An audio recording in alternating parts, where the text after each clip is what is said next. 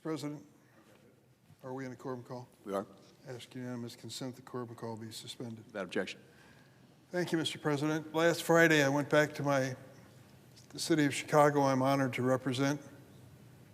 And over the weekend, had two experiences I want to share with you. There was a real contrast, but there was a recurring theme in both. The first was at a church in the city of Chicago on Friday, Christ Lutheran Church.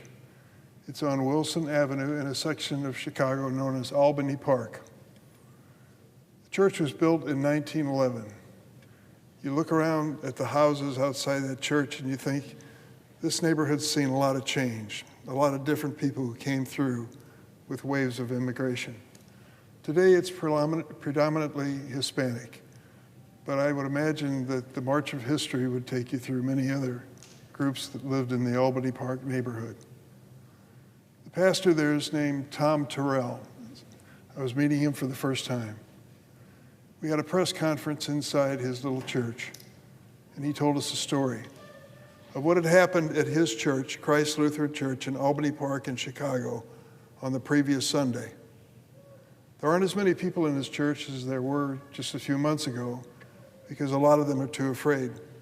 They're Hispanic families, and they're afraid if they go to that church, they might be detained or arrested or something else terrible might happen. But some brave souls made it to the Christ Lutheran Church on that Sunday, and Pastor Terrell told us the story. At the end of the ceremony at noon, the people were leaving and heading home, walking away from church, when an unmarked van pulled up and ICE agents came out of it and started to ask questions of the people that just came out of church. It was noticed in the neighborhood, and what is now becoming more common in Chicago. The neighbors started coming out with whistles, standing on the front porch and blowing whistles because the ICE agents were intimidating these people who were just leaving church. Eventually, enough people started blowing whistles that the ICE agents decided to tear gas the people coming out of church. They threw the tear gas canisters, got in their van, and left. Going to church on Sunday in Albany Park in the city of Chicago was an opportunity for an ICE raid. That's what's happening in the city of Chicago, and it's not confined to that neighborhood. It's happening there and in the surrounding suburbs. Are the people afraid? You bet they are. They're afraid of what's going to happen to them and their families. The stories come pouring in, one after the other. Remember how we got started in this conversation? Remember when the president said at his rallies over and over again, we're going after rapists, terrorists, murderers, those who are criminally insane, and those who are predators of children. They came into this country illegally and they're not going to stay. Well, Christ Lutheran Church was not the place to visit if you're looking for those categories. Those people there were not guilty of any crimes other than going to church, if that's a crime in the eyes of some. It certainly isn't in my eyes. That's the reality. 70% of the people who are being detained and arrested in the city of Chicago have no criminal record. No criminal record. And yet they're being intimidated. The restaurants in many parts of the city aren't what they used to be. People are not going shopping. They're afraid to go outside at all. That's the reality. My second experience this week in Chicago is on the same theme. Mr. President, on Saturday, an estimated 7 million Americans across this country took to the streets peacefully with a singular message to President Trump and his enablers. We have no kings in the United States. That included 100,000 people in Chicago, and I was proud to be one of them.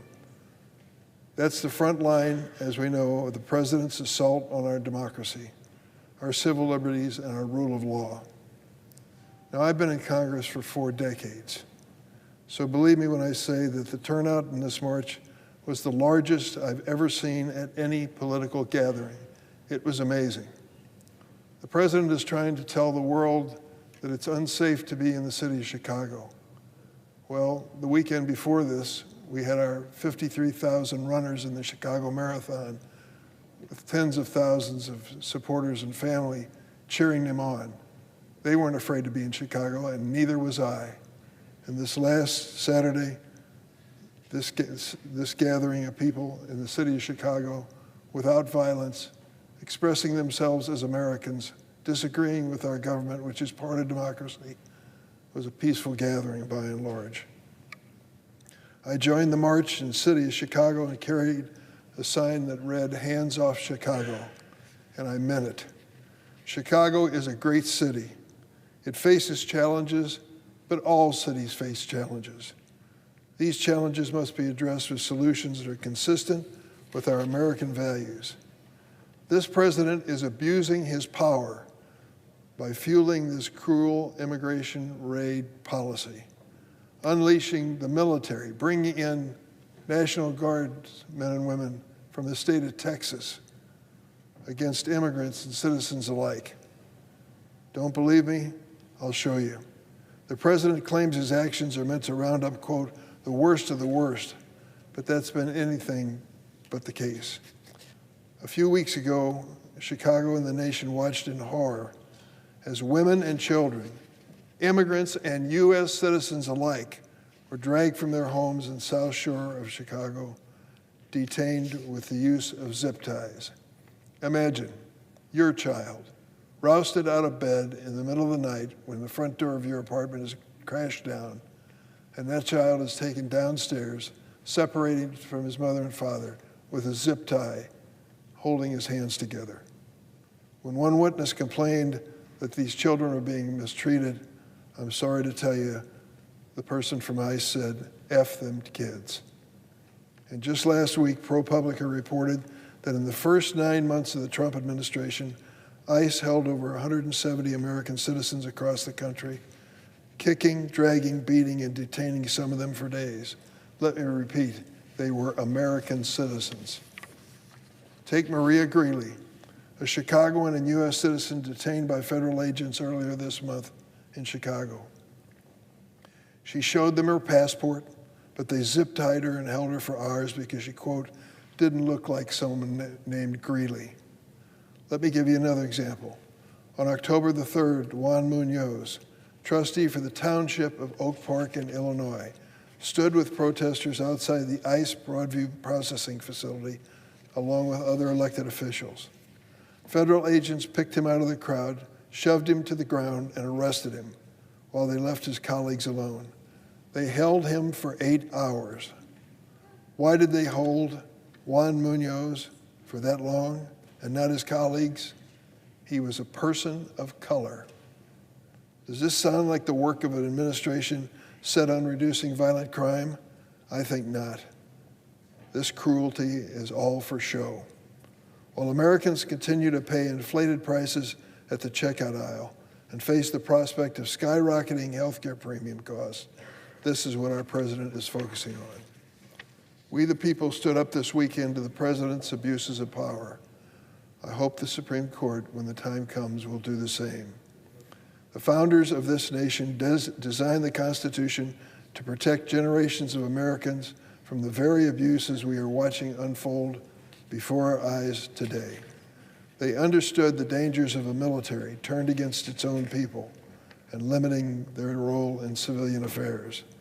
President Trump's claims of so-called invasions, rebellions, emergencies to justify calling the military into American cities like Chicago are baseless.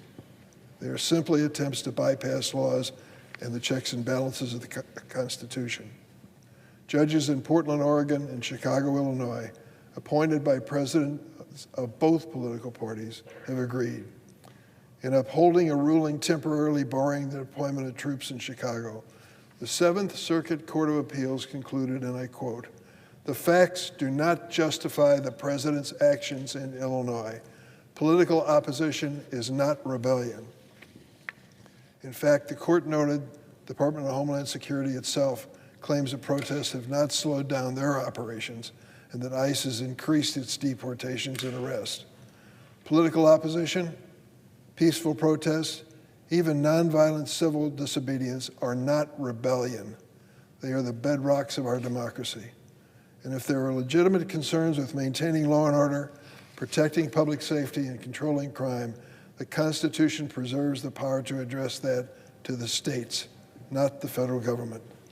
Whether in Chicago, Portland, Los Angeles, Memphis, or the District of Columbia, it is civilian authorities, state and local law enforcement, that have the primary responsibility for enforcing the law.